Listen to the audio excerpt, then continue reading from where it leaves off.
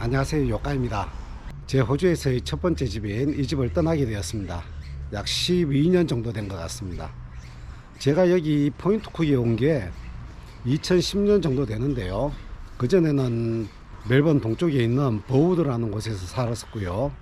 이 집은 제 부모님들이 여러 차례 오셔가지고 정원도 가꿔주시고 나무도 심어주시고 참 정성이 많이 들어간 집입니다. 제가 이 집을 떠나게 되는 이유가 바로 옆에 보면은 초등학교가 있습니다. 제가 살고 있는 이 포인트 쿡에 알라만다가 이 학교가 상당히 유명합니다. 학급 수만 해도 엄청납니다. 9학년까지 있는데 여기 학교를 못 보내가지고 대기하고 있는 사람들이 상당한 걸로 알고 있습니다. 그리고 바로 옆에 보시면은 이렇게 버스 정류장이 있습니다. 제가 애들이 어려서 이 학교를 보내게 되면은 편해서 좋지만 제 애들은 이미 다 자란 상태고, 그래서 저 학교에 보낼 일은 없고 제 집사람이 많이 민감합니다. 그래서 오후에 일을 하고 오면은 조금 피곤하면은 낮잠이라도 조금 자주고 이러면 좋은데 그러지는 못합니다. 애들이 뭐 하교 시간, 등교 시간, 등교 시간에는 특히 앞에 차도 많이 막히고 막 주차한 차들도 많고 이러니까 실제로 저 학교하고 상관이 없는 사람들은 약간 스트레스를 받기도 합니다. 제 집사람은 몇 년 전부터 이사를 가자 노래를 불렀는데 제가 계속 견뎠어요. 이제는 더 이상 질질거리를 못 할 것 같습니다. 제 집사람이 받는 스트레스가 너무 심한 것 같아서, 그러다가 또 병이라도 나면 안 되지 않습니까? 그죠? 그래서 이사를 결정하게 되었습니다. 여기는 제 집 근처에 공원입니다. 애들이 놀 수 있는 저기 놀이터가 있는데요. 저 위에 보시면은 배가 있죠. 저 배 모양 미끄럼틀입니다. 저 배 놀이터가 이 알라만다라는 지역에 그래도 랜드마크예요. 저기 몇 년 전에 한번 불이 났었고요. 그 다음에 새로 지어진 겁니다. 저 위에 올라가서 제가 한번 타본 적이 있는데 제 아들하고 상당히 재밌습니다. 저거 길이도 꽤 되고요. 여기 와서 놀았던 지가 벌써 이게 한 10년 가까이 되는 것 같습니다. 예전에 제 애들 데리고 와서 여기 미끄럼틀도 타고 저기 같이 놀아주기도 했었는데 그런 애들이 벌써 다 자라버렸습니다. 애들하고 같이 놀던 그런 옛날이 그립습니다. 자, 한번 끝까지 올라가 보겠습니다. 자, 이 배 모양 놀이터고요. 미끄럼틀 제일 위에까지 올라오면은 아이고 그래도 꽤 높이가 꽤 되죠. 배 놀이터 정상입니다. 제 집이 저 앞쪽이고요. 지금 보시면은 이렇게 집들이 빼곡하게 다 들어섰습니다. 근데 제가 여기 처음에 왔을 때에는 지금 보여드리는 이 집들이 전부 다 허허벌판이었는데 이렇게 많이 들어섰습니다. 저 끝쪽으로 해서는 바다입니다. 여기에서 바다는 보이지는 않지만 그렇게 멀진 않습니다. 그래서 여름이면은 제가 작살질을 하러 가기도 하고요. 바다가 근처다 보니까 여름에 동쪽하고 비교해서는 서쪽이 그나마 기온차가 조금 더 낮아서, 그리고 바다에서 불어오는 바람으로 인해서 조금 시원합니다. 그리고 보시다시피 집들이 그렇게 오래된 집들이 없습니다. 기껏 해봐야 뭐 제 집이 이 근처에서는 가장 오래된 집 중에 하나니까 거의 뭐 한 10년 내외로 그렇게 지어졌다고 보시면 될 것 같습니다. 자, 이거 한번 내려가 보겠습니다.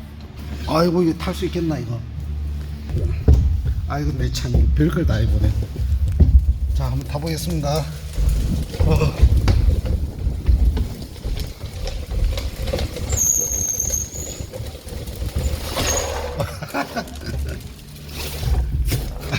아이고 다른 사람이 보면 웃겠다. 아이 진짜 씨. 그래도 본 사람이 한 명도 없어서 다행입니다. 아이 뭐야 이거. 맛있게 먹었으면은 깨끗하게 치워야 되지 이게 뭡니까. 하여튼 뭘 상식 아닌가 한들 진짜. 제가 이 집을 판매를 하기로 결정을 하고요. 그리고 부동산을 약 한 4군데를 만나봤습니다. 보시면은 여기 베리플랜트, 뭐 에이스, 에스타블리시, 빅토리아 프로퍼티 뭐 이렇게 4군데가 있는데, 첫 번째 왔던 데 여는 터키 쪽에하고 호주에가 둘이가 왔어요. 그리고 저한테 이야기를 했던 게 커미션이 보시면은 1.5에서 2%고요. 집값이 1.3 밀리언이 넘어가게 되면은 그 넘어가는 금액에 따라서 추가로 이제 수수료를 요구를 했습니다. 131만이면은 1000불, 132만이면은 2000불, 뭐 133만이면은 3000불 이런 식으로 또 요구를 했고요. 관련 자료들을 이렇게 많이 가져옵니다. 인근 집값들이 얼마에 팔렸는지 이런 것들을 분석해 가지고 왔고요. 그나마 이 네 군데 중에서는 여기가 좀 자료들을 좀 많이 준비를 해 가지고 왔다 이런 느낌이 들었었고요. 첫 번째 인상으로는 나쁘지 않았습니다. 그리고 보통 집을 팔게 되면은 집 앞에 붙어 있는 포스터라든지 아니면 인터넷에 올리는 사진 촬영 뭐 이런 것부터 시작해서 집 안에 꾸미는 거 뭐 이런 거 조언해 주는 거 이런 거 다 포함해서 뭐 한 2, 3천 불 이렇게 들어갑니다. 기본 조건이 얘는 1.5에서 2% 정도를 이야기를 했었고, 그 다음에 불렀던 것이 여기인데, 여기는 이 부동산은 제 집 근처에 있습니다. 그래서 이 인근 주변으로 대해서는 뭐 그나마 조금 알려져 있는 그런 업체라고 생각이 돼서 불렀고요. 호주인 한 명이 왔었는데 그다지 뭐 준비가 별로 안 된 것 같죠.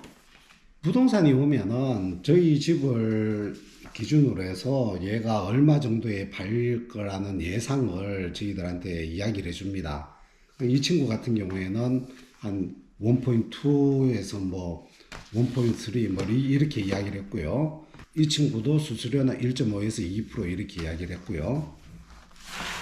그 다음에 이 에이스라는 업체인데 여기는 두 명 다 인도 쪽 그쪽 친구들이 왔었었고, 얘들이 저한테 이야기한 금액은 1.2 밀리언 정도로 판매가 될 거라고 이야기를 했고, 수수료는 얘들이 가장 높아요. 기본 2에서 2.5% 그렇게 이야기를 했습니다. 그다지 뭐 준비된 자료들이 시원찮아요. 그냥 뭔가 좀 부족하면서 수수료만 높은 그런 느낌을 받아가지고 그냥 한 10분 이야기하고 그냥 돌려보냈어요.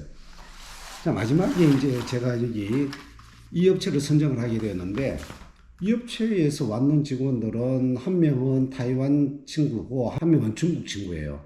이 중국인은 여성분이고 타이완분은 남성분인데, 뭔가 자료를 이렇게 준비를 해가 왔는데 그렇게 많지는 않은 자료인데 이걸 하나하나 자기들이 다 읽어주면서 이걸 다 소개를 해줍니다. 그러면서 어떻게 집이 판매가 이루어지는지 한 단계 한 단계 다 설명을 잘 해주더라고요. 그래서 상당히 좋은 인상을 받았어요. 그리고 이 친구들이 저한테 이야기한 게 한 1.25에서 1.35 정도는 생각할 수 있을 거다라고 이야기를 했고, 저는 제 욕심에 1.3 정도는 받았으면 좋겠다 이렇게 이야기를 했고, 수수료는 1.4%로 이야기를 했습니다. 그리고 광고라든지 이런 거 들어가는 비용이 그게 조금 가격이 나갑니다. 이 항목들 보면은 이렇게 꼼꼼하게 다뭐 어떤 부분에서 얼마, 어떤 부분에서 얼마 이렇게 해가지고 이렇게 금액이 쭉 들어갑니다. 그래서 이 토탈 금액이 광고 미만 3,600불이 들어갔습니다.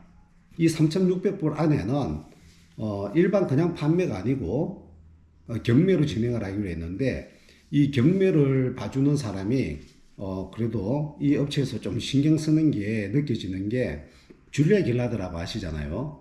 이 줄리아 길라드의 집을 두 번째 집을 그 경매를 진행했던 그 경매사가 우리 집에 와서 경매를 해주게 됩니다.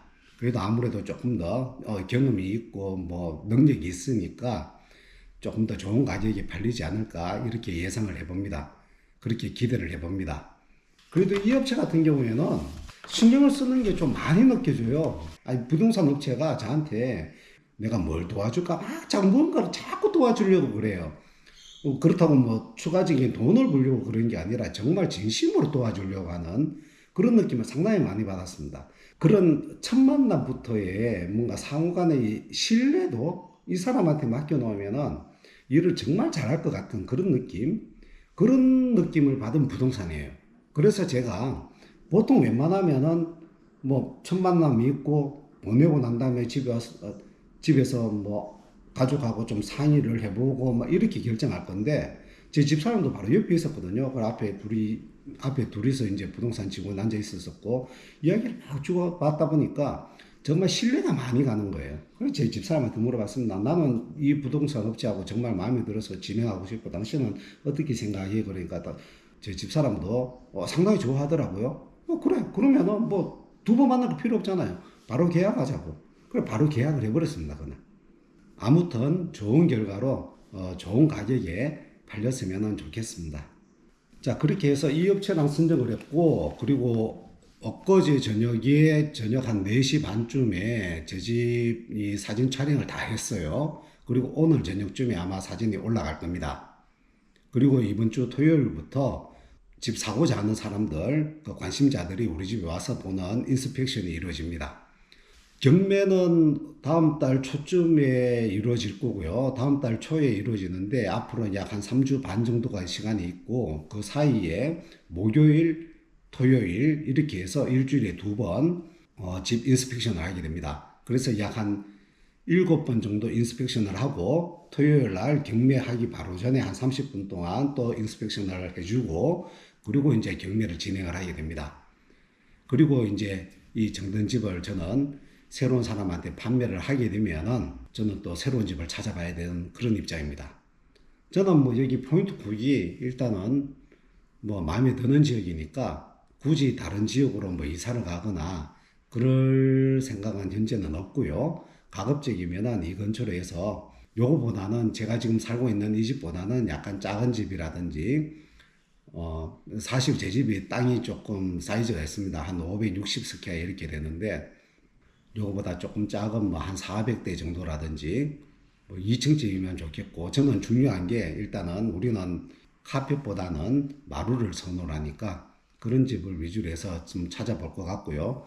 제가 만약에 제 일이나 제 집사람의 일하고 상관이 없다면은 그러면은 조금 더 외곽으로 나가서 새로운 집을 짓고 사는 것도 하나의 방법이 될 것 같은데 지금 현재로서는 그게 선택 사항이 안 들어갈 것 같고요. 지어져 있는 뭐 한 10년 이내의 집을 그렇게 찾아볼 것 같습니다. 이 집을 판매를 하게 되면은 어떻게 준비를 해야 되는지 뭐 이런 것들 사진 촬영하기 전에는 어떻게 준비를 해서 임하면은 좋은지 그런 부분에 대해서 또 알려드리도록 하겠습니다. 이상 요가였습니다. 감사합니다.